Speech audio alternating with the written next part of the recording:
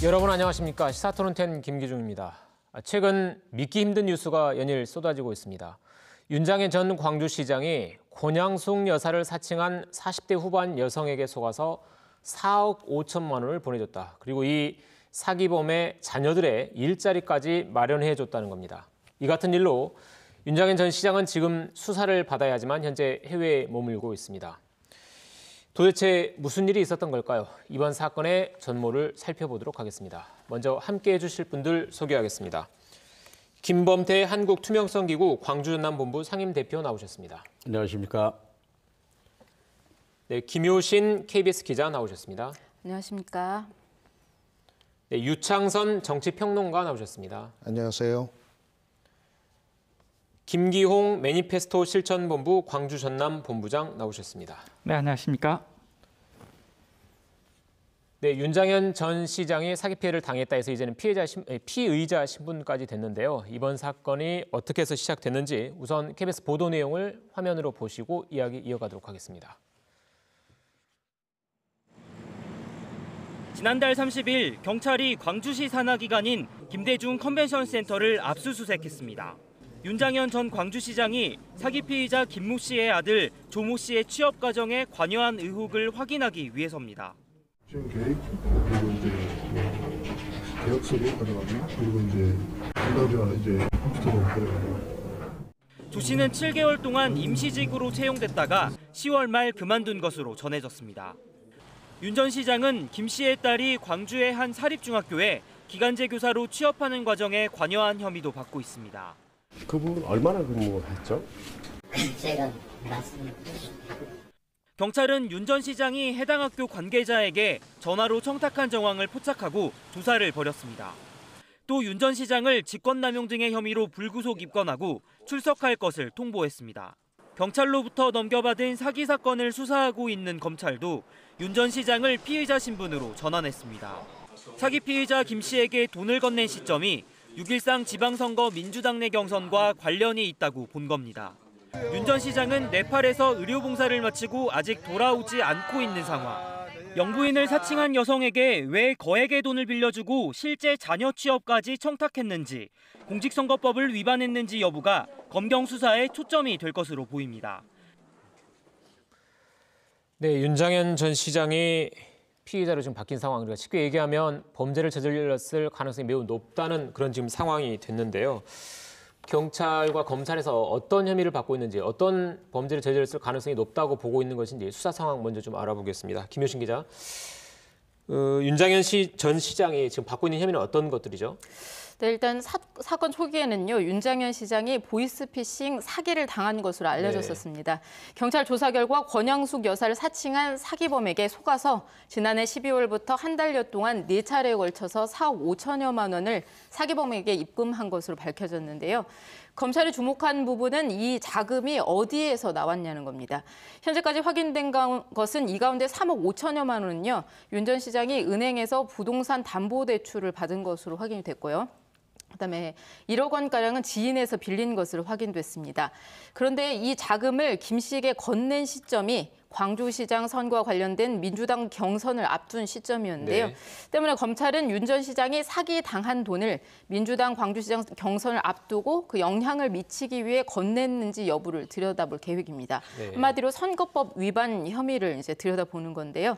이렇게 사기범 김 씨가 윤 전 시장에게 송금을 받으면서도 또 한편으로는 자신의 아들과 딸 2명의 그 취업을 청탁하기도 했는데요. 이 전화를 받은 윤 전 시장은 실제로 사립학교하고 광주시 산하기관에 직접 연락을 해서 김 씨 자녀들의 취업을 부탁하기도 했습니다. 이 부분은 직권남용 혐의나 청탁금지법 위반 혐의를 받을 수 있는 부분입니다. 때문에 윤 전 시장은 지난 29일에요. 11월 29일에 보이스피싱 피해자로 광주지검에서 조사를 받았고요. 하루 만에 피의자 신분으로 입건됐습니다. 네. 이번 사건에 이제 개요를 쭉 설명을 해주셨는데, 그러니까 좀 정리를 해보자면 4억 5천만 원을 보냈는데 4억 5천만 원 중에 만 원을 보낸 게 공천을 받기 위한 게 아니었느냐, 이 부분에 대해서 그렇죠. 선거법 위반 혐의를 받고 있는 거고, 예. 그다음에 그 사기범의 자녀들의 취업을 도와준 부분, 이 부분과 관련해서는 직권남용 혐의, 그리고 청탁금지법 위반이 아니냐, 여기에 대해서 지금 그 혐의를 받고 있는 거죠. 네, 그다음 여기서 이제 이 사건과 관련해서 여러 가지 궁금한 점들이 굉장히 많고 또 시민들도 정말 이해되지 않는다 하는 분들이 정말 많은데 그런 부분을 하나씩 좀 짚어볼게요. 우선은 우리가 보통 보이스피싱이라고 하면 이 전화로 혹은 뭐 문자로 내용을 보낸 다음에 돈을 받으면 통장으로 받으면 그걸 받아서 빼내서 도망가는 거잖아요. 그러니까 돈을 빼내기 위한 건데 이 사람은 돈을 빼낸 다음에 오히려 시장한테 자기 자식들의 일자리를 마련해달라고 한 거거든요. 이게 어떻게 가능했는지 이게 그러니까 일반적인 보이스피싱과 좀 다른 것 같아요. 취업 정타까지 어떻게 좀 가능했던 건가요? 이게 그러니까 사기에 이제 가깝다고 봐야 되는데요. 보이스피싱 말씀하신 대로 전화 통화를 통해서 금액을 빼가는 거고 이분 같은 경우는 다른 청탁으로까지 이어졌거든요. 그래서 이제 취재 과정에서 확인해 보니까요. 그 사기범인 김 씨가 이런 보이스피싱을 목적으로 한 문자와 전화를 보낸 것이 윤 시장만은 아니었습니다.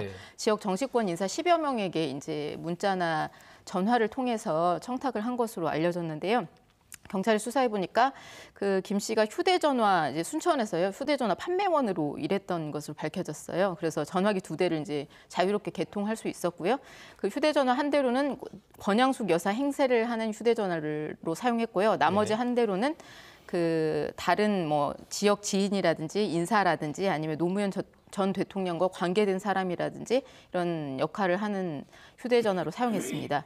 그래서 이제 한 대로 권양숙입니다라고 전해서 다른 한 대로는 문자를 보내서 뭐 지역 유력 인사인데 권양숙 여사가 전화 갈 테니까 받아주세요 해서 또 다른 한 대로 전화해서 권양숙입니다 하고 또 경상도 말씨를 쓰니까 피해자들이 이제 쉽게 믿을 수 있겠다라는 말씀을 하신 분도 계셨었어요. 그러니까 우선 사기 수법이 굉장히 좀 그렇죠. 치밀하네요. 치밀하네요. 다른 사람의 행세를 하기도 하고 또 미리 지역 경상도 사투리를 쓰기도 하고 여러 가지 치밀한 방법들이 있었던 것 같은데 그 일부에서는 그러니까 사기 피의자가 이 사기 피의자 김모 씨, 만호합살 김모 씨가 선거 브로커, 혹시 공천을 받아주겠다라는 선거 브로커가 아니었겠느냐 이렇게 이제 보기도 하거든요. 그러니까 일반 사기, 그러니까 돈을 4억 5천만 원을 편취하기 위해서 4억 5천만 원을 빼앗기 위한 사기범이었는지 아니면 공천을 대가로 이런 걸 했었는지 거기에 대해서는 혹시 수사가 어떻게 되고 있는지요? 그 부분에 대해서도 이제 그 선거법 위반은 지금 검찰에서 수사를 집중적으로 하고 있거든요. 그래서 윤장현 시장을 통해서 그 취업 청탁을 받았던 산하기관 뭐 직원이라든지 아니면 주변 인물에 대해서는 소환 조사가 일부 진행된 상황입니다. 이미 진행이 됐군요. 예, 지금 진행되고 있는 상황이고요. 그런데 그거에 대해서 이제 저희가 정확하게 수사 결과 나오지 않아서 말씀드릴 수는 없지만 그 김모 씨라는 분이 이제 동종 비슷한 사기 전과가 6범 정도 되는 분이셨고요. 근데 민주당에서 선거 그 운동원으로 활동하는 경력이 있습니다. 그래서 지역 정치인들이라든지 아니면 지역 인사들의 연락처를 다수 확보하고 있었지만 그 민주당이라든지 이런 해당 정당에서 핵심적인 역할을 한 것으로는 아직까지는 밝혀지지 않았어요. 그 부분을 그래서 조금 더 들여다봐야지 않겠나라는 생각이 듭니다. 그러니까 이 사기 피해자가 단순한 사기꾼이 아니라 여러 정치인들의 선거 캠프에서 일했거나 선거 운동으로 일했거나 이런 그렇죠. 경력도 좀 있는 거죠. 운동원으로 일했던 경력이 있었던 것이죠. 근데 핵심적인 업무를 하지는 않았기 때문에 그 부분 조금 더 들여다봐야 될 것 같습니다. 그리고 또 이제 충격적으로 또 믿기 어려운 점 중에 하나가 이 사기 피의자가 윤장현 시장을 찾아와서 시장실에서 시장을 만나서 내 자녀들의 취업을 도와달라고 말했다는 거잖아요. 근데 통상 우리가 시장실을 찾아가도 아무나 만나기도 어렵거니와 만나기 전에 이 어떤 검증 과정들을 거쳤을 텐데 이 과정에서 이 사람의 존재, 이 사기 피해자의 존재가 좀 알려지지 않았나 하는 좀 의심도 들어요. 그러니까 그 윤 시장이 알아채지 못한 부분에 대해서 질문을 주신 것 같은데요. 앞서 말씀드렸듯이 이분이 연기력이 좀 상당한 분이라는 이제 주변 이제 여러 연락을 받으신 분들의 정치인들의 증언이 있었는데요. 그러니까 권양숙입니다라고 하지도 않고요. 정확하게 이제 제가 피해자는 아니고 연락을 받으신 분한테 여쭤봤더니 노무현 전 대통령 안사람입니다라고 전화가 온다고 하더라고요. 다른 정치인한테도 전화를 한 거죠? 안사람입니다라고 전화를 해서 제가 누구를 보내거나 아니면 연락을 취하게 할 테니까 받아주십시오라고 한 다음에 그 다른 그러니까 찾아가는 방식을 취해서 여러 1인 3역까지 했다고 하더라고요. 다른 정치인분은. 그러다 보니까 조금 여러 명이 연루돼 있다고 생각하고 지역 인사들이 여러 명이 이렇게 알고 지낸다고 생각해서 쉽게 더 믿지 않았나 하는 의견을 주시더라고요. 그렇다면 이 사기 피해자는 윤장현 전 시장뿐만 아니라 다른 정치인 뭐 5명, 10명, 20명 이야기가 많던데 하여튼 여러 명에게 지금 이런 사기를 시도를 했던 거군요. 예, 저 경찰이 어쨌든 그 피의자의 그 사기범 김모 씨의 휴대전화를 이제 압수해가지고 분석한 네. 결과요, 같은 휴대전화로 10여 명에게 10여 전화나 명에게? 문자를 이제 시도한 정황이 확인이 됐습니다. 그렇기 때문에 아마 여러 명이 한 것 같고, 또 일부에서는 직접 경찰을 찾아가서 지역 정치인들에게 그 문자 내용이라든지 이걸 증거물로 확보해서 갔다고 합니다. 그렇다면 이 10여 명 가운데 피해자가 윤장현 시장 외에 또 있나요? 아니면 윤장현 시장 유일합니까? 예, 지금 경찰이 그 부분도 이제 다 개개인을 접촉해서 지금 확인하는 확인하는 과정인데요. 중이군요. 네. 저희도 취재 과정에서 좀 서너 명 정도를 이제 네. 접촉을 해봤는데요. 현재까지는 주변에 알려진 피의자는 윤장현 전 시장 한 분인 것으로 아직까지는 돼 한 있습니다. 명인 것으로 지금 그렇게 예, 예. 정리가 되고 아직까지는. 있고. 예, 네. 그렇습니다. 그렇다면 김범태 대표님, 예. 그러니까 여러 명에게 이런 사기를 시도했던 것 같은데 지금 피해자이면서 피의자인데 그 지금 윤장현 시장이 4억 5천만 원을 보내는 이런 피해를 당했다고 하는데 그 윤장현 시장 전 시장과는 이제 오랫동안 수십 년 동안 시민 운동을 같이 해오셨잖아요. 옆에서 많이 지켜보셨을 텐데 그 윤장현 시장 전 시장 주변에 있는 분들이 뭐 순진해서 그랬다, 아니면 사람이 착해서 그랬다, 아니면 뭐 평소에 남을 돕는 걸 좋아해서 그랬다 여러 가지 얘기들을 하거든요. 혹시 그 지금 우리 김 대표께서는 이 사건을 어떻게 좀 받아들이고 계시는지요? 우선 솔직히 저의 눈과 귀를 의심했습니다. 저와는 방금 말씀하신 것처럼 30년 가까이 시민운동 현장에서 활동을 해왔는데요. 시민시장임을 표방하고 또 민주성지 광주시장으로서 이런 사건이 연루됐다고 하는 것이 굉장히 충격 그 자체였습니다. 특히 이제 시민들뿐만 아니라 고향을 떠난 출향 인사들조차도 고향을 얘기할 수 없는 그런 참담한 심정을 얘기를 하고 그러셨는데요. 그분의 어떤 뭐 품성이라든가 평소에 성품 이런 것을 얘기하는 것과 달리 적어도 정치인 그리고 공직자 출신으로서 바람직하지 못했다라고 하는 것이 대다수 시민들 그리고 또 고향이 아닌 사람들의 생각들이었다라고 하는 것에서 저는 굉장히 참담함을 느낄 수가 있었는데요. 하루속히 돌아오셔서 진솔하게 사건 전모를 밝히고 석고되지 않은 그런 자세를 가져야 한다고 생각을 하고 있습니다. 이 뉴스를 접하는 시민들이 보통 하는 말이, 그러니까 그동안에 이제 여러 가지 정치인들의 범죄, 뭐 공천원금에 관련된 뉴스를 많이 봐서 그러겠지만 4억 원을 건넸다, 5억 원을 건넸다고 하면 뭔가 공천을 대가로 건넸다고 하면 시민들이 이해를 할 것 같은데 누군가를 돕기 위해서 그 권양숙 여사를 사칭했지만 권양숙 여사를 돕기 위해서 노무현 전 대통령의 자녀들을 돕기 위해서라고 하더라도 4억 5억 원을 건넸다라는 부분에 대해서 이해를 못하는 것 같아요. 근데 평소 어땠습니까? 실질적으로 아까 우리 그 기자님께서 말씀을 주셨지만 그 시점이 굉장히 중요합니다. 정치인에게서는 어떤 선택을 할 때 그 시점이 굉장히 중요한데요. 윤 시장께서 처음 시장에 당선될 때 전략공천으로 되었습니다. 네, 2014년에 예, 당선됐죠. 그렇죠. 네. 그때 당시 이제 많은 시민들이 전략공천 자체도 반대를 했었고, 그때나 이번 경선 과정에 가장 유력한 정치인이 현 시장 이용섭 시장이었습니다. 그러다 보니까 그때 당시 전략공천의 어떤 그 유혹 그런 것으로부터 자유롭지 못했을 것이다 라는 생각이 들었고, 적어도 열세인 자신의 어떤 위치 이런 것을 감안했을 때 지푸라기라도 잡고자 하는 그런 심정 때문에 적어도 도와주는 것이 곧 공천을 은근히 기대할 수도 있었던 그런 것이 아니었을까라는 생각을 하게 된 것이죠. 그런 배경에 대해서 생각이 드시는 거고. 그렇죠. 네. 그렇다면 그 유창상 우리 평론가님 나오셨는데요. 이 지금 윤 전 시장의 사건은 지금 전국적으로 큰 이슈가 되고 있잖아요. 외부에서 보실 때 이 광주 지역 이 사건 어떻게 보시는지요? 네, 처음에는 현재 광주시장이 어떻게 이렇게 허술하게 당할 수 있을까 참 좀처럼 납득이 되지를 않았었거든요.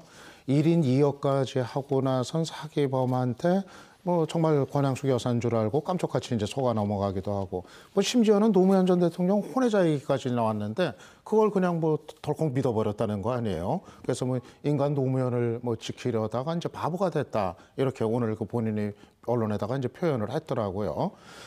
그런데 뭐 본인이 이제 바보가 됐다고 표현했습니다만은 지켜보는 입장에서도 마치 뭐에 씌운 것 같은 그런 느낌이 이제 들어요. 그런데 그 무엇이 과연 무엇이었을까? 이게 결국 이제 궁금한 건데 아무래도 뭐 시점이기 때문에 이 정치적인 거, 그 뭐라고 하는 게 선거와 관련된 거 이럴 가능성이 있지 않을까 의심을 갖는 것이 좀 합리적이라고 생각을 합니다. 저는 이제 윤장현 전 시장이 당시 공천을 앞두고 또 이 공천에 상당히 이제 매달려야 되는 입장이었기 때문에 오히려 서로 진짜 권양숙 여사가 자기한테 그런 부탁을 한다 하더라도 지금 그럼 도와드리면 제가 오해를 삽니다. 일단 도와드릴 텐데 만약 진짜 선의가 있었다고 한다면은 제가 도와드리고 싶은데 그럼 공천 끝나고서 제가 도와드리겠습니다. 선거 끝나고서 도와드리겠습니다. 차라리 이러는 것이 공인으로서의 그 바른 태도 아니었나 생각이 들고 뭐 이 시점 문제 때문에 이거는 뭐 윤 전 시장이 어떻게 설명을 하더라도 이런 그 오해에 휘말릴 오해가 아니라 이런 그 의심에 휘말릴 수밖에 없는 상황을 좀 자초했다는 거 아닌가 보입니다. 그러니까 윤장현 전 시장의 불출마를 선언한 이후에 그러니까 시장을 하겠다는 뜻을 적은 이후에 만약에 그렇게 도와줬다라면 정말 도와주려는 그 순수한 의도를 이해했겠지만 공천을 앞둔 시기에 민주당 공천을 받으면 당선이 유력한데 공천을 앞둔 시기에 이렇게 돈을 보냈다는 것은 의심을 사기에 충분하다 그런 설명이신 것 같습니다. 우리 김기용 본부장께서는 혹시 어떻게 보십니까? 예, 뭐 개인의 품성으로 이 문제를 좀 재단하기에는 한계가 있다고 볼 수가 있고요. 또 정치인의 책임은 무한 책임이기 때문에 무한 책임을 지는 자세로 이 문제를 접근해야 될 필요가 있다고 볼 수가 있었습니다. 윤 시장님께서는 이제 과거에도 이제 이런 논란이 있을 수밖에 없었던 게 공적인 관계에 대해서는 상당히 취약한 부분이 있고 사적인 관계에 좀 연연했던 측면이 있다고 볼 수가 있는데요. 그러다 보니까 이 문제를 풀어가는 방식도 개인적인 호불호의 관계로서 이 문제를 좀 접근했었지 않았나에 대한 안타까움이 있습니다. 그래서 이제 유 박사님이 말씀하셨던 것처럼 이런 문제를 이제 공적인 관계 속에서는 정리를 따로 하셔야 되고 사적으로 만약에 그분들을 지원을 해야 된다면 그 문제를 어떻게 합리적으로 풀어나갈 것인지는 이제 이런 정치적인 국면을 벗어나서 이제 접근을 했어야 되는데 그렇게 하지 못했던 부분이 아쉬운 부분이라고 볼 수가 있고요. 또 이제 이게 이렇게 될 수밖에 없는 이제 구조적인 시스템에 대한 지역 정치 구조에 대한 문제에 대해서 다시 살펴봐야 되는데 이런 문제에 대해서는 사실은 그 배제된 채 윤장현 전 시장님의 개인적인 부분으로 계속 귀결이 되는 건 좀 바람직하지 않은 측면이 있다고 보고 있습니다. 그 일부에서는 나오는 얘기가 그 취업 청탁까지 도와주고 그 4억 5천만 원을 보낼 정도면 단순한 사기 피의자가 아니라 선거 브로커로서 활동했고 또 선거 운동으로도 활동했으면 이미 혹시 알던 사이가 아니었느냐 이런 얘기도 나오고 있거든요. 그러니까 그 우리 김범태 대표께서는 윤장현 전 시장을 30년 넘게 같이 시민운동을 하셨으니까 윤장현 시장이 이번 사건과 관련해서 혹시 이미 알고 이런 것들을 도와줬다라고 보시는지 아니면 정말로 사기 피해를 당했다고 보시는 건지요? 저도 굉장히 사실상 오후에 이 사기 피의자를 신원을 확인했습니다.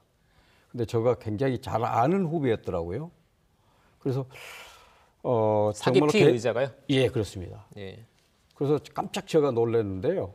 적어도 이제 조금 전에 우리가 품성 얘기를 했는데 적어도 그러한 사건과 품성과는 전혀 다르구나라고 하는 것을 느꼈습니다. 그래서 적어도 윤장현 전 시장께서 이런 사건에 휘말리게 되었든 또 조그만 어떤 그 의도했던 간에 적어도 이것은 공인으로서 공직자 처신으로서 우선 바람직하지 못했다라고 하는 것을 지적하지 않을 수가 없습니다.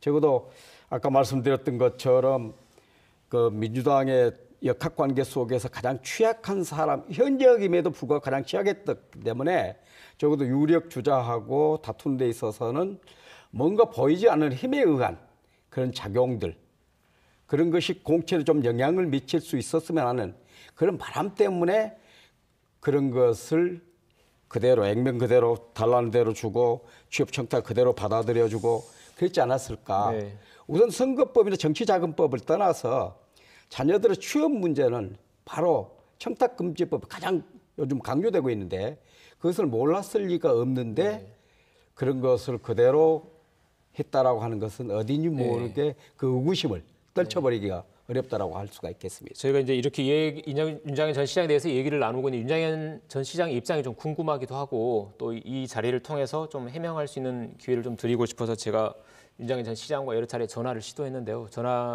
신호는 가지만 받지 않고 전화기가 꺼져 있거나 이런 상태에서 연락이 닿지 않았음을 알려드리고요. 김효신 기자, 지금 윤장현 전 시장이 회의에 머물러 지금 검찰 출석을 안 하고 있는 상황인 거죠. 혹시 지금 앞으로 검찰에 출석하거나 출석하지 않게 되거나 어떻게 되는 겁니까? 지금 현재 그러니까 윤장현 전 시장이요. 그 보이스피싱 피해자로 알려지면서요. 그 자택 등에서 경찰 조사를 받은 것으로 알려졌습니다. 그래서 그게 지난 10월 초부터 3차례 정도 지금 조사를 받은 걸로 돼 있는데요. 자택에서 3차례 정도 조사를 받았다는 거죠? 경찰에, 그러니까, 경찰한테요? 예, 그 이런 피의자 신분으로 전환되기 전에 피해자 신분으로요. 네. 10월 초부터 3차례 정도 경찰 조사를 자택 등에서 받았는데요. 그 직전인 9월쯤에 이제 측근들에게 피해 사실을 알리고 대책도 논의하고 했던 것으로 알려졌습니다. 이런 이제 조사 과정이나 피해 그 대책을 논의하는 과정에서 상당한 심리적인 좀 압박을 느낀 것으로 보입니다. 이후 지난달인 11월 16일쯤에요. 광주 의료봉사 단원들과 네팔로 출국했는데요.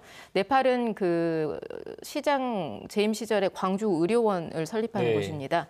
때문에 그곳에서 이제 의료봉사 일정을 3박 4일로 해서 이제 출국한 것으로 이제 봉사단원에서들은 얘기하고 있고요.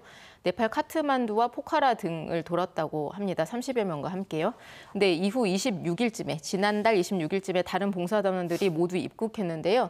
윤 전 시장은 개인적인 볼 일이 있다면서 나는 좀 남아 있고 싶다 해서 카트만두에 남아 있는 것으로 현재까지는 알려졌습니다. 의도적으로 들어오지 않고 있는 상황인 거군요. 그러니까 의료 봉사단원들이 다 들어왔는데도 불구하고 지금 들어오지 않고 있는 상황인 거죠. 근데 그 봉사단원들이 전하기에는 당시 봉사 활동을 하는 중에는 어떠한 그런 내색은 전혀 없고 되게 안정적으로 봉사 활동을 했다고 전하더라고요. 10월 초부터 경찰 조사를 자택에서 받았다면 이미 본인이 사기 피해를 당했다는 것도 알고 있고 그렇죠. 취업 청탁을 했던 것도 이미 본인이 알고 있기 때문에 피의자로 전환될 수 있을 거라는 것도 대충은 알고 있었겠네요. 그럴 가능성이 좀 있다고 봅니다. 네. 그리고 지금 김 대표님, 시민단체에서는 지금 윤장현 전 시장에게 지금 여러 가지 지금 요구를 하고 있는 상황인 거죠. 지금 뭐 빨리 들어와서 좀 입장을 밝히길 바라고 있는 건가요? 시민단체 입장을 공식적으로 밝힌 데도 있던데요. 그러죠. 사실상 이제 아까 그 참담함을 말씀을 드렸는데요. 적어도 당신이 자칭 시민시장 그리고 시민운동을 했던 대표 주자로서 저 당당함을 보여야 된다라고 생각을 합니다. 그리고 가장 중요한 것은 시민들의 그 의구심을 풀어줘야 되거든요. 그러면 사건 당사자가 당장 귀국해서 사건의 전말을 명명백백하게 밝히고 그리고 또 사죄할 부분은 사죄해야 된다고 생각을 합니다. 그래야만이 그 마음의 상처를 준 시민들에 대한 도리라고 생각하고 적어도 4년간 시정을 이끌었던 사람으로서 그것이 향후 광주 시민들에 대한 그 아픈 상처를 어루만져 줄 수 있는 것이기도 하다. 그리고 당신의 향후 광주에서 어떤 활동이라든가 이런 영역에 있어서 그것을 도모해 나가는데 필요한 것이 아닌가 그런 생각을 하게 됩니다. 지금 13일이 공소시효인 거죠. 지금 오늘이 5일이니까 앞으로 일주일 동안 계속 입국하지 않고 나타나지 않을 경우 검찰 수사를 받지 않을 경우에 앞으로 수사는 어떻게 되는 겁니까? 네, 일단 그 기존에는 측근들을 통해서 그 선거법 공소시효인 13일 이후에나 입국할 것이다라는 그 예상이 흘러나오고도 있었는데요. 네. 일단 검찰 같은 경우는 이 공소시효를 넘길 것 같으면 법적인 절차에 따라서 기소 중지 등을 할 수도 있습니다. 네. 이 기소 중지해서 이제 시효를 연장을 하는 게 3년까지가 가능하다고 하니까요. 만약에 윤장현 시장의 입국이 좀 늦어진다고 하면 수사가 올해를 넘겨서도 진행은 가능할 것이다. 이렇게 검찰 측에서는 얘기를 하더라고요. 쉽게 얘기하면 기소 중지를 하면 공소시효를 계속 연장할 수 있는 거죠. 그렇죠. 3년 정도 연장할 수 있다고 합니다. 그렇다면 입국을 계속 들어오지 않고 버티더라도 들어오지 않더라도 계속 연장해서 차후에 들어왔을 때 수사가 가능한 상황인 거죠. 그렇습니다. 유창선 평론가님, 지금 해외에서 들어오지 않고 있는 상황인데 이 상황에 대해서는 어떻게 보십니까? 네, 뭐 윤 전 시장도 조만간에 이제 들어오겠다 얘기는 오늘 한 것 같아요. 그런데 이제 13일 임박해서 오면은 조사를 하고서 뭐 기소 여부를 결정할 그런 이제 시간적인 여유가 또 없게 되잖아요. 그래서 아마 그 시점을 택할 가능성도 있지 않을까 이제 판단이 되는데 아마 윤 전 시장이 바로 전직 시장이라는 점에서 뭐 이제 무한정 또 귀국을 안 하고 그렇게 이제 이를테면 시민들이 보기에도 뭐 버티기로 들어가는 뭐 이런 선택을 할 가능성은 좀 희박하다고 생각이 되고요. 어느 정도는 이제 상식선에서 할 텐데 그러면은 충분히 선거법 위반 여부에 대해서도 검찰에 가서 조사를 받고 또 검찰이 기소 여부를 판단할 그 시간적인 그 간격을 갖고서 좀 들어오는 게 이 시민들에 대한 예의 아닐까 좀 그렇게 이제 생각을 합니다. 그리고 다른 부분 뭐 직권남용 혐의라든가 그 이제 인사 청탁과 관련된 또는 청탁방지법 그 위반 혐의 이런 부분에 대해서는 그거는 뭐 공소시효가 앞으로도 뭐 더 있는 거니까 그거는 뭐 언제 귀국하든 간에 뭐 조사를 받고 또 이제 기소가 이제 가능한 부분이 이제 될 텐데 아무튼 좀 윤 전 시장이 시민들의 어떤 시선 의식하고 자신의 어떤 전직 시장으로서의 책임을 의식한다면은 좀 이번 주 안으로라도 빨리 와서 검찰의 조사를 받고서 검찰의 법적인 판단을 기다리는 게 좀 예의 아닌가 생각을 합니다. 그 김기용 본부장님, 네. 지금 윤장현 시장이 지금 들어오지 않고 있잖아요. 네. 이게 지금 어떤 본인 스스로 좀 정리할 시간이 필요한 건지 아니면 어떤 수사를 좀 늦춰서 좀 유리한 점이 있는 건가요? 일단 이제 두 가지 측면을 생각을 해볼 수가 있는데요. 정치인으로서의 측면을 생각을 해봤었을 네. 때는 굉장히 본인한테 불리한 선택을 하시게 되는 거죠. 즉 다시 말해서 무한 책임을 져야 될 정치인이 계속적으로 시민들에게 자기 입장을 제대로 전달하지 않는 것, 그리고 또 이제 조사를 받지 않는 것에 대한 책임은 지지 않고 있기 때문에 여기에 대한 부담은 질 수밖에 없다고 보고 있고요. 반면에 이제 자연인으로서 이제 피의자로서 자기 방어권을 생각한다면 그 점은 사실은 이제 자기 방어권을 행사하기 위해서는 필요한 시간들을 확보하는 게 중요하다고 판단을 해서 귀국을 미루실 수는 있다고 보고 있습니다. 그런데 이제 아무래도 시민들의 입장 속에서는 정치인으로서의 윤장현 그리고 시민의 대표를 했던 분으로서 윤장현 시장을 바라보기 때문에 그런 점들에 대해서는 적극적으로 자기 책임을 다해야 될 필요는 있다고 보고 있습니다. 그렇다면 이제는 그 검찰과 경찰의 수사가 진행되고 있는데 그 시민들이 궁금해할 만한 시청자분들이 궁금해할 만한 사안에 대해서 여러 가지 쟁점에 대해서 좀 얘기를 나눠보도록 하겠습니다. 우선 이제 이해되지 않는 부분 중에 하나가 공직자 재산 신고를 한 거 보면 약 재산 6억 9천만 원에서 7억 정도, 약 7억 정도라고 하고요. 7억 정도인 윤장현 전 시장이 4억 5천만 원을 보냈다는 건데 과연 이 돈을 어떻게 갑자기 마련했는지에 대해서 좀 궁금합니다. 물론 앞에 좀 설명을 하시긴 하셨는데 좀 다시 한번 구체적으로 설명을 해주시죠. 제가 앞서 한번 말씀을 드렸는데요. 네. 그 부분에 대해서 이제 경찰하고 검찰이 관심을 가지고 계좌 압수수색 등 추적을 진행을 했거든요. 네. 자금의 흐름의 추적을 진행을 했는데 그중에 3억 5천만 원 정도는 자신이 거주하고 있는 60평형대 아파트를 담보 삼아서 이렇게 대출을 받은 걸로 돼 있고요. 네. 금융기관에서 그다음에 1억 원 정도를 지인한테 이제 빌린 것으로 돼 있습니다. 그런데 그 지인한테 빌리는 과정에서 이 돈을 그 사기범 김모 씨한테 전달을 한 역할을 한 지인이 또 있거든요. 네. 그래서 그 지인이 전달한 그 계좌까지는 나왔지만 그 1억 원을 어디에서 나서 그 중간 전달체한테 줬는지가 지금 아직 수사가 안 된 상황이에요. 그래서 그 부분이 밝혀져야 이 자금의 흐름이 확인이 돼서 선거법이든지 아니면 다른 청탁법 여부가 확인이 될 것 같습니다. 이 1억 원을 어디서 받았는지에 대해서 좀 말들이 많은 것 같더라고요. 그러니까 채용증을 쓰고 지인에게 빌린 건지 아니면 누군가에게 뇌물 비슷하게 받은 것인지에 대해서 다들 좀 의구심이 있는 것 같고요. 1억이라는 돈을 현금을 가진 누군가 1억을 시장한테 빌려준다는 게 쉽지는 않은 일일 텐데 이게 대해서 좀 수사가 필요할 것 같고요. 그 3억 5천만 원에 대해서니까 확실히 지금 출처가 나온 거군요. 그렇죠. 예, 대출 그 정황이 지금 확인이 된 것으로 알려졌습니다. 그 김기용 본부장님, 네. 그러니까 일부에서는 이제 그런 시각을 좀 보고 있는데, 그러니까 이 1억 원이 과연 누가 순수한 의도로 빌려줬겠느냐에 대해서 지금 보는 거잖아요. 이 1억 원의 출처가 중요한 이유는 왜 그러는 거죠? 일단 여러 가지 관점에서 볼 수가 있는데 이제 그 피해자가 방어를 하기 위해서는 예를 들어서 비자금에서 이 돈이 나왔다고 하면 공직자 재산 공개에 대한 부분들을 제대로 하지 않은 것이 증명이 되고 있기 때문에 또 논란이 될 수밖에 없고요. 빌렸다고 했었을 때 이 빌린 돈이 그냥 빌려줬겠느냐에 대한 문제가 발생할 수가 있는 거죠. 그래서 이제 특정 사건에 대해서 뇌물이라든지 이런 문제하고 연관이 될 수 있기 때문에 이런 것들은 이제 정치자금법 위반이라든지 이런 문제와 연관이 됐다고 볼 수가 있습니다.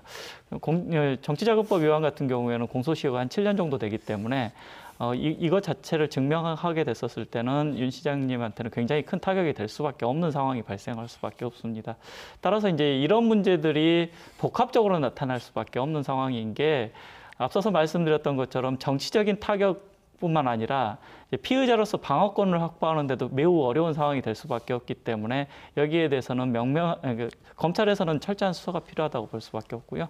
윤 시장님께서도 적극적으로 이 부분에 대한 해명을 해야 될 필요가 있다고 볼 수가 있습니다. 그 윤장현 전 시장이 윤장현 전 시장이 그 시장 재임 시절에 여러 가지 인사 문제와 관련해서 여러 가지 좀 문제들이 많았었잖아요. 네. 그거와 관련해서 이걸 좀 연장선에서 해석할 수 있는 건가요? 이제 그거야 이제 그 앞서서 말씀드렸던 것처럼 네. 인사청탁이라든지 아니면 공공사업 등을 통해서 이제 비자금을 확보했다고 하면 문제는 굉장히 좀 복잡해질 수밖에 없는데요. 단순한 이제 정치자금법 위반에 대한 소지가 아니라 뇌물에 대한 문제까지도 발생할 수가 있기 때문에 이건 섣불리 판단할 수 있는 문제는 아니라고 네. 보고 있고요. 다만 이것을 이제 지인한테 빌리게 됐었을 때는 이것들이 합리적인 방법 속에서 차입을 했는지에 대해서는 따져봐야 될 필요가 있다고 볼 수가 있습니다. 물론 이제 그 지인도 특별한 목적이 없이 빌려줄 리는 만무한 측면이 있다고 볼 수가 있는데 그 지인께서도 분명히 여기에 대해서는 이제 자기 채권을 확보하기 위해서라도 이제 여기에 대한 입장을 좀 확보를 해야 될 필요가 있는 상황이라고 볼 수가 있는 거죠. 그러니까 이 부분도 앞으로 경찰 수사에서 좀 제대로 좀 밝혀지면 좋을 부분인 것 같아요. 1억을 누가 빌려줬으며 어떤 이유로 빌려줬는지에 대한 부분이 확실히 좀 밝혀져야 될 것 같고요. 그 평소 김 대표님, 윤장현 시장은 시민시장이다. 또 비정규직의 정규직화에도 힘썼고 여러 가지 시장 재직 시절에 재임 시절에 여러 가지 또 칭찬을 받은 부분들도 많이 있었잖아요. 근데 이런 분이 이런 거에 연루됐다는 거에 대해서는 혹시 어떻게들 보시는지요? 사실상 이제 그 정치를 해오던 사람이 그 시장을 하는 것과 순수한 시민운동을 하던 분이 이 정치인으로 입문하는 것이 굉장히 차이가 있을 수가 있습니다. 어찌 보면 속된 표현으로 정치는 정치꾼들이 한다라고 하는 말을 많이 합니다. 근데 순수하게 현장에서 시민운동을 하던 분이 어느 날 갑자기 150만을 대표하는 수장이 돼가지고 정치 행위를 해야 되는 이런 국면에서 맞닥뜨려지는 여러 가지 문제들을 슬기롭게 풀어갈 수 없는, 결국은 이제 그것을 풀어가는 것은 정치적으로 풀어간다라고 얘기를 많이 합니다. 시민운동 관점에서 풀어가는 것이 아니라는 얘기죠. 그러다 보니까 사실상 그 모두의 품성 얘기도 나오고 그랬습니다만 그것만 가지고 이런 난제들을 풀어가기에는 굉장히 어려웠다.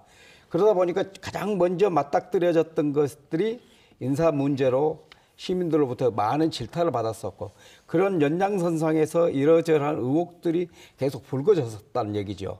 그러다 보니까 그런 것들이 민선 시장임에도 불구하고 과부하가 걸리다 보니까 자기 어떤 정책적 유무, 정책적 판단 이런 것에서 혼선이 가져올 수밖에 없었다. 그래서 아마도 이런 사건에도 연루될 수밖에 없는 본질적으로 그런 생각을 갖게 되죠. 이제 그 윤장현 전 시장의 좀 그 행적을 좀 돌이켜 보면 지금 이 사기 피해자 김모 씨한테 돈을 건넨 시점이 작년 12월에서 올해 1월 사이에 4억 5천만 원을 보냈고 2월에 출판 기념회를 했었고요. 그리고 계속 재선에 대한 의지를 계속 보였던 상황이었는데 그렇다면 이 윤 전 시장이 과연 4억 5천만 원을 보냈던 게 6.13 지방선거와 관련이 있느냐 없느냐 얘기를 밝히는 게 굉장히 중요한 부분이잖아요. 여기에 대해서 지금 혹시 공직선거법 위반 혐의에 대해서 수사는 지금 어떤 부분에 좀 중점을 두고 진행이 되고 있는가요? 그 아까 말씀하셨듯이 네. 그 공직선거법 위반 혐의를 저희가 입증을 하려면 검찰에서요. 근데 아까 말씀드린 취업 청탁 부분은 경찰에서 지금 진행을 하고 있고요. 공직선거법 위반은 검찰에서 진행을 하고 있는데 검찰에서 공직선거법 위반 혐의를 입증하기 위해서는 아까 말씀하신 청탁에 대가성이 있었느냐, 공천을 받는 목적으로 이 돈을 주었느냐를 입증을 해야 하거든요. 그래서 일단은 김 씨에게 돈이 간 것은 확인이 됐기 때문에 아까 말씀드렸듯이 그 나머지 돈에 대해서, 그러니까 1억에 대해서 이 돈이 어떤 루트로 해서 김 씨를 통해서 다른 데로 흘러 들어갔던지 아니면 이거 공천의 대가로 흘러 들어간 그것을 이제 밝혀내는 것이 지금 공직선거법 위반 혐의를 밝히는 검찰의 가장 키포인트가 될 것 같습니다. 그 김 씨가 받은 4억 5천만 원이 혹시 어떻게 돈이 다른 곳으로 흘러 들어갔는지에 대해서 아직 수사가 안 된 거죠? 예, 그 부분에 대해서는 지금 계좌 추적을 계속 하고 있는데요. 네. 또 이제 그게 된다고 해서 끝나는 것이 아니라 윤 시장이 일단 입국을 해서요. 그 부분에 대한 설명이 들어가야지만이 검찰에서도 수사를 명확하게 밝힐 수 있을 것 같습니다. 네, 하여튼 김 씨가 받은 4억 5천만 원을 어디에 어떻게 썼는지 누구한테 갔는지도 굉장히 중요한 부분일 네, 것 예. 같습니다. 예, 유창석 평론가님. 예, 아무래도 공천에 대한 영향력을 좀 내심 기대하고 그런 4억 5천의 거액을 송금했으리라는 그런 의심은 좀 상당히 이제 듭니다. 우리가 이제 정말 어떤 사람, 뭐 자기 지인이든지 누구든지 간에 정말 진심으로 어려운 거를 돕고 싶을 때 뭐 해줄 수가 있죠. 근데 두 군데서나 대출을 받고 또 1억을 지인한테 빌리고 자기 거의 전 재산을 다 갖다 그냥 이건 빌려주는 것도 아니고 아예 그냥 주는 거 아니에요? 나중에 받을 수 있는 것도 아니고 이렇게까지 할 수 있는 사람이 정말 몇이나 될까? 물론 이거 그렇지 않다고 단언할 또 증거는 또 없어요. 정말 100% 순수한 마음에서 또 그럴 수도 또 있을 수는 또 있는 거니까. 그래서 그걸 완전히 뭐 부정할 수는 없는데 그런데 이제 그런 어떤 전반적인 정황 놓고 봤을 때 내심 이 공천을 좀 기대하고서 좀 보냈던 거 아닌가 하는 의심은 상당히 이제 듭니다. 그런데 이게 이제 검찰로서도 상당히 이제 어려운 게 검찰도 그런 의심을 강하게 갖는다 하더라도 구체적으로 오간 내용이 아직까지는 지금 알려진 게 없거든요. 그 사기범이 윤 전 시장한테 당시에 이제 전화를 했을 때 시장님도 재선 되셔야죠. 잘 되길 바랍니다. 이 얘기까지 이제 했다는 겁니다. 그러니까 뭐 구체적으로 더 나간 얘기는 없었다는 거고 뭐 그 얘기를 받아가지고 윤 전 시장이 여기서 거액을 보내면은 뭐 어떤 기대를 할 수 있겠다 이런 생각은 했을 수는 있는데 이게 이제 속마음을 읽는 거 아닙니까? 뭐 증거로 남는 게 아니고 그러니까 과연 검찰이 그런 의심을 갖더라도 과연 법적으로 기소가 가능할지 이거는 좀 굉장히 좀 어려울 것 같아요. 그러니까 사기 피의자 김모 씨가 만약 그냥 시장을 만났으니까 당연히 재선하셔야죠라고 덕담 수준으로 공천 받으셔야죠 덕담 수준으로 했다라면 그런 가정 또 그다음에 이게 어떤 증거를 확보할 수 있을지에 대한 거 그러니까 이게 공직선거법 위반으로 입건이 가능할 것인지에 대해서 그러니까 범죄를 입증하기가 쉽지 않다는 말씀이신 거죠? 그러니까 당장 윤 전 시장이 검찰에 가가지고 조사받는다 하더라도 나는 전혀 그런 생각한 적 없다 하면은 뭐 그게 아니라고 뒤집을 검찰에 내놓을 증거가 쉽지 않을 것 같거든요. 근데 다만 혹시 모르겠어요. 지금 사기범 그 김모 씨가 검찰이나 검찰에서 진술한 내용 이게 이제 언론을 통해서 공개된 거 이외에 검찰이 아직까지 그냥 대외 비루하고서 갖고 있는 뭐가 특별한 게 있는지 이거는 혹시 모르겠습니다. 그래서 만약에 그런 게 있다면은 좀 새로운 변수가 될 수가 있는데 그게 없다면은 막상 이 기소까지 가기에는 검찰로서도 상당히 좀 힘들지 않을까 하는 그런 생각은 좀 듭니다. 물론 이게 공천을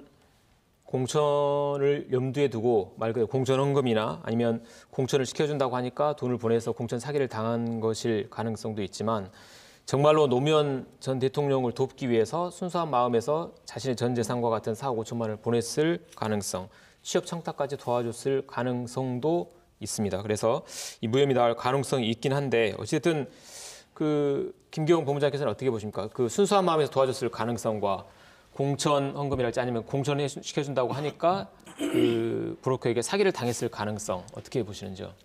굉장히 어려운 문제인데요. 네. 그러니까 그 정치적인 결단을 하는 과정 속에서 관계를 선택하는 게 굉장히 어렵습니다. 이제 우리 같은 경우에는 정치 생리상 절대적인 영향력을 행사한 분들과 어떻게 연관을 시킬 것인지에 대해서 많이 고민을 하고 거기에 줄을 서는 경향이 좀 강하죠.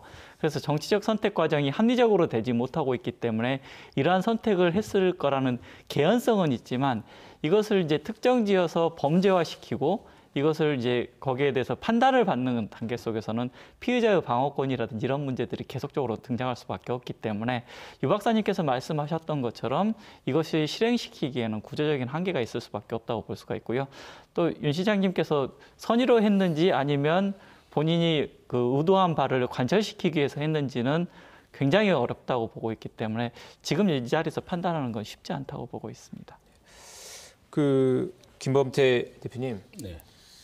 그 최근에 그 4월 즈음이었죠. 그러니까 민주당 경선 과정에서 굉장히 경쟁이 치열했을 때 이 윤장현 전 시장이 컷오프를 당했을 때 다들 그때 나왔던 얘기가 뭐냐면 윤장현 전 시장은 컷오프 당할 줄을 몰랐다라는 얘기가 있었고 컷오프 당하기 전에 이미 후보로서 광고까지 뭐 촬영을 다 끝마쳤다 이런 얘기들이 돌았었거든요. 그러니까 민주당 후보가 될 것이다라는 굉장히 강한 의지와 또 강한 희망을 가지고 있었던 것 같은데 이게 과연 이 공천 헌금과 연결시킬 수 있는 가능성이 있다고 보시는 건지요?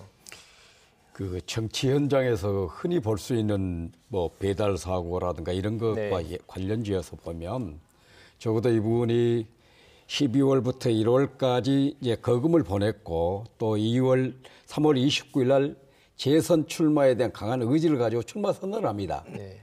그럼 적어도 출판 기념회 출마 선언 이런 일련의 과정을 보면 그 시점에서 적어도 아까 말씀드렸던 그 유력 주자들보다는 지지도라든가 이런 것이 살짝 낮았었거든요. 그럼에도 불구하고 강한 의지를 피력했다고 하는 것은 어딘지 모르게 믿는 구석이 있었기 때문이 아닐까라는 그런 의구심이 드는 것 또한 사실입니다. 그럼에도 불구하고 일주일 후에 출마 포기를 한다라고 하는 그런 일련의 과정을 보면 적어도 그 사이에 굉장히 어떤 획기적인 변화, 그런 변수가 작동하지 않았는가 그런 생각을 갖게 됩니다. 이게 이제 공천 헌금이었는지 아닌지는 아직 확실하지 않지만 최근 이제 전국적으로 충청권에서 그렇고 이 지방선거와 관련해서 공천을 받기 위해서 공천 헌금을 건넸다는 폭로가 지금 전국적으로 여러 군데에서 나오고 있는데요. 이게 지금 사실 경선하고 뭐 여론조사도 하고 여러 가지 그 면접도 보고 당내에서 투명하게 뭐 경선을 진행하겠다 이렇게 하면서 여러 가지 좀 이 공천 방식이 많이 개선된 줄 알았는데 여전히 이 공천 헌금 문제는 전국적으로도 심각한 문제인 것 같습니다. 유 평론가님. 예, 뭐 여러 곳 있지만은 최근에 가장 대표적인 곳이 대전시의회에서 이 논란이 불거졌거든요. 같은 민주당 안에서 대전시의회에 김소연 의원이 이제 폭로를 했습니다. 공천을 받으면서 권리금을 당내에서 이제 요구를 받았다. 그러면서 또 박범계 의원까지 뭐 지목을 하고 그러면서 이제 책임을 추궁을 했거든요. 여기에 대해서 또 박범계 의원이 또 강하게 지금 격앙이 돼가지고 서로가 같은 민주당인데 국회의원과 시의원이 법적인 지금 대결을 공방을 벌이는 이런 상황까지 이제 치닫고 말았는데요. 그런 어떤 권리금에 대한 요구 이게 있었던 건 뭐 사실인 것 같아요. 다만 지금 입장의 차이가 그거를 이제 정당이라는 어떤 조직인들이 이거를 뭐 받아들이느냐 받아들일 수 없는 거냐 폭로를 할 사안이냐 아니냐 이거에 관한 어떤 시각의 차이 입장의 차이지 일단 그런 돈이 요구가 되고 또 줘야 됐던 거 이건 이제 사실인 것 같으니까 이게 뭐 전에는 뭐 공천헌금이라고 표현이 됐고 이번에는 뭐 등장한 게 이제 권리금. 권리금이라는 것도 사실 또 새로운 용어인데요. 이게 공천에 또 무슨 권리금이 따르고 이게 그러면 그 다음에 또 다른 사람 공천되면 또 이 권리금 바꾸서 또 넘겨주고 이게 그렇게 되는 건지 이런 거를 보면은 여전히 지금 정당 내에서 특히 뭐 지방선거 이제 지난번에 치러졌지만은 이 지역 내에서 뭐 돈이 오고 가고 있는 거. 그 성격이 어떻게 규정하든 간에 이거는 또 아직까지 청산되지 못한 현실 아닌가 생각이 듭니다. 결국에 이 사기 피의자 김모 씨가 여러 유력 정치인들에게 권양숙 여사를 사칭해서 지금 연락을 했다는 거는 권양숙 여사를 사칭했을 때 돈을 받아낼 가능성, 돈을 빼낼 가능성이 높다고 봤기 때문이 아니겠어요? 그래서 이게 지금 그 정치권에서는 이런 식으로 그러니까 그 윤장현 전 시장의 경우에도 4억 5천만 원을 보냈다면 순수한 의도로 돈을 4억 5천만 원을 보냈다고 할지라도 공천에서 본인이 그 좀 더 유리한 상황이 될 거라는 기대를 했을 가능성이 있지 않나 싶은데요. 아무래도 이제 우리나라의 정당이 취약한 구조 때문에 나타난 현상이라고 볼 수가 있습니다. 특정의 리더나 보스에게 충성하는 구조, 그 충성의 형태가 결국에는 돈이라는 형태로 나타날 수밖에 없는 구조 때문에 나타날 수밖에 없는 현상이라고 볼 수가 있는데요.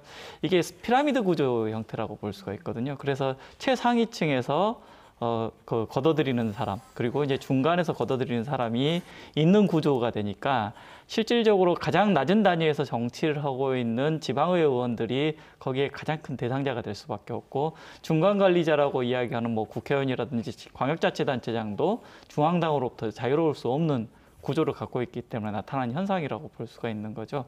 따라서 이제 우리나라의 정당 구조가 좀 더 민주화되는 구조가 되어 있고, 그리고 제왕적인 으로 집중돼 있는 권력에 의해서 정당이 운영되는 시스템 하에서는 이런 부분들로부터 계속 자유로울 수가 없기 때문에 이런 부분들에 대한 구조적인 개선에 대한 방안들이 좀 필요한 상황이라고 볼 수가 있는 거죠. 네, 이 공천원금이 참 나쁜 게 이게 부패 정치로 연결이 된다는 점에서 그렇습니다. 후보로 나서는 사람이 공천받으면서 최소 뭐 수천만 원 아니면 또 많은 경우 수억 원 이런 거를 갖다 바치면서 공천을 따냈을 때 나중에 당선됐을 때 어떻게 하겠어요? 그거 뽑아내려고 하지 않겠어요? 그 수천 또는 수억 원 다시 자기가 벌어들이기 위해서 바로 거기서 이제 검은 돈에 이제 손을 내밀고 그리고 이제 부패 정치가 이 악순환이 이제 되는 거죠. 그러니까 이거는 뭐 아까 이제 윤장현 전 시장 같은 경우 공천 헌금이냐 아니냐 우리가 이제 단정은 못하는 거니까 윤 전 시장의 경우와 이제 별개로 일반론적인 차원에서 이 공천 헌금은 참 이 부패 정치로 연결이 된다. 이거 이 심각성이 좀 있습니다. 이 정치인들의 얘기를 들어보면 정치를 시작하면 여러 브로커들이 접근해온다. 브로커들이 접근해와서 뭐 표를 어떻게 해주겠다, 공천을 어떻게 이런 그룹들이 접근하는데 이런 우리 그 공천제도나 이 정치 문화가 변화하지 않으면 이 같은 비와 비슷한 류의 어떤 사기가 계속될 가능성들이 있는 거죠. 그리고 이와 같은 사기를 당하더라도 정치인 입장에서 밝히기도 쉽지 않은 상황이 계속될 수밖에 없는 것 같은데요. 김범태 대표님 어떻게 보시는지요? 예, 저는 사실상 선거법과 선거 제도를 공부를 했습니다. 그래서 꾸준하게 정치권에 이런 문제를 제기해 왔는데요. 사실상 잘 아시는 것처럼 기득권을 가진 국회, 특히 국회의원들이 이것을 수용하지 않기 때문에 조금 전에 얘기했던 공천헌금 문제, 특별당비 문제 이런 것들이 개선되지 않고 있습니다. 적어도 지금 요즘 정치권의 가장 큰 화두인 선거제도가 있습니다. 지금 뭐 일부 야당에서는 예산안과 연계를 해서 투쟁을 하고 있는데 적어도 대선 당시 각 후보들이 내걸었던 적어도 연동형 비례대표제를 도입을 한다라고 하면 적어도 국민의 표심이 제대로 반영될 수 있고 또 특히 이제 구체적으로는 조금 전에 지방선거와 관련해서 저 개인적인 입장에서는 기초자치단체의 공천을 폐지하는 것이 굉장히 바람직하다. 적어도 정당에 목을 메고 있기 때문에 공천을 받아야 하는 사람들 입장에서는 지역위원장 내지는 그 해당 국회의원에게 공천 헌금 내지는 특별 당비를 내지 않으면 안 되는 그런 구조적 모순이 있습니다. 그래서 그런 것들 제도적으로 이번 선거법 개정에서 좀 다뤘으면 하고요. 또 한 가지는 지금 중앙당 중심의 한국 정치가 되어 있습니다. 그래서 일본 같은 경우 또 독일 같은 경우는 일본의 경우는 지역정당을 허용하고 있습니다. 그리고 독일 같은 경우는 순수한 시민사회단체가 후보자를 공천하면 무소속과 달리 시민 후보로서 역할을 할 수 있는 그런 제도적인 것들이 있습니다. 그리고 이제 중앙당을 설립하는데 우리나라 같은 경우는 5개 광역시도에서 각 시도에 1000명 이상의 당원을 확보해야 되는 굉장히 정당 설립이 어렵게 되어 있습니다. 정당 설립 자유를 허용하면서도 정작 정당을 설립하려면 굉장히 어렵게 되어 있습니다. 이런 구조적인 제도적인 문제를 우선 개선해야 좀 이런 것들이 자유롭지 않을까 그런 생각을 하게 됩니다. 오늘 제가 여기서 얘기를 나누면서 가졌던 여러 가지 의문점들에 대한 그 답이 이제 검찰과 경찰의 수사로 이제 대부분 밝혀질 텐데요. 김효신 기자, 앞으로 이제 이 수사 방향 또 수사 일정들 앞으로 어떻게 되는 겁니까? 네, 일단 그 앞서 말씀드렸듯이 선거법 위반 혐의 공소시효가 오늘 13일입니다. 네. 그래서 일단 윤장현 전 시장이 일단 출석을 해봐야 이제 대체적인 아까 말씀드렸던 가닥이 나올 것 같은데요. 왜냐하면 현재까지 그 경찰과 검찰이 윤 시장을 도왔던 그 뭐 채용 청탁이라든지 아니면 입금이라든지 돈의 흐름을 도왔던 지인들과 측근들을 지금 조사를 이미 받고 있는 상황입니다. 네. 그래서 그 부분에 대해서 확인이 필요한 상황이고요. 그다음에 윤 시장이 공소시효 정리는 13일 이전에 입국을 하게 된다면요. 검찰은 그 전에 아마 기소를 하려고 할 것으로 보입니다. 그래서 빠르면 오늘 13일 이전에 기소할 가능성도 점쳐지고 있는 상황이고요. 또 앞서 말씀드렸지만 법적인 절차에 따라서 기소 중지를 통해서 이 기소가 그 시효가 연장될 수 있는 가능성이 있기 때문에요. 그래서 길게는 올해를 약간 넘겨서도 할 수 있다. 하지만 말씀드렸대로 주변인들에 대한 수사는 어느 정도 진행이 됐기 때문에 윤 시장이 입국해서 내놓을 답변에 그게 이제 관심이 쏠리고 있습니다. 여하튼 이런 일들이, 그러니까 윤장현 전 시장이 이제 앞으로 수사를 받게 되면 이게 뭐 무혐의가 될 수도 있고 뭐 혐의가 이제 밝혀질 수도 있겠지만 어쨌든 이런 일들이 좀 반복되지 않기 위해서 어떻게 해야 되는지 그 세 분의 얘기를 한 30초에서 1분 정도씩 듣고 토론을 마무리해야 될 것 같습니다. 우선 김기용 본부장님. 굉장히 해야 될 과제들이 많은데요. 이제 제도적인 개선을 해야 될 부분이 많다고 볼 수가 있습니다. 정당이 민주화되면 이런 문제들로부터 자유로울 수가 있고 이후에 이제 검증의 과정들을 해야 될 필요가 있는데 이런 부분들이 좀 우리 정당에선 취약한데요. 그래서 사전에 검증을 하고 사후에 평가를 하는 것들을 제도화시켰었을 때 이러한 문제를 사전에 좀 예방할 수 있지 않나 그렇게 보고 있습니다. 예, 저는 지방의회들이 좀 제 역할을 해줘야 된다고 봅니다. 단체장의 전횡이라든가 또 직권남용 이런 거를 감시하고 이제 견제하는 역할 이런 걸 해줘야 되는데 지금 대체로 뭐 여러 지역 보면은 특정 정당에서 단체장도 갖고 또 그 의회도 뭐 거의 뭐 석권하다시피 한 그런 곳들이 뭐 지금 여러 곳이 있거든요. 그런 데서는 뭐 단체장에 대한 어떤 견제가 그야말로 뭐 같은 정당끼리 이게 안 될 수가 있는데 그래가지고는 정말 뭐 주민들을 위한 뭐 지방자치가 안 될 수가 있으니까 좀 의회는 의회대로 제 역할을 좀 해줘야 된다고 봅니다. 네, 뭐 김범재 대표님 뭐 아무래도 윤장현 전 시장과 아무래도 그 관계가 깊다 보니 하실 말씀이 많으실 것 같은데요. 예, 말씀해 주시죠. 사실상 저는 이번 사건을 접하면서 공직자 출신이 얼마나 중요한가 느꼈습니다.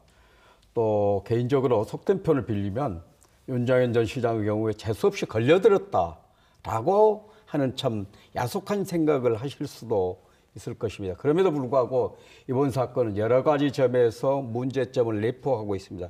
그래서 적어도 이 문재인 정부가 지금 가장 강력하게 그 사회 이슈로 삼고 있는 게 적폐청산이거든요.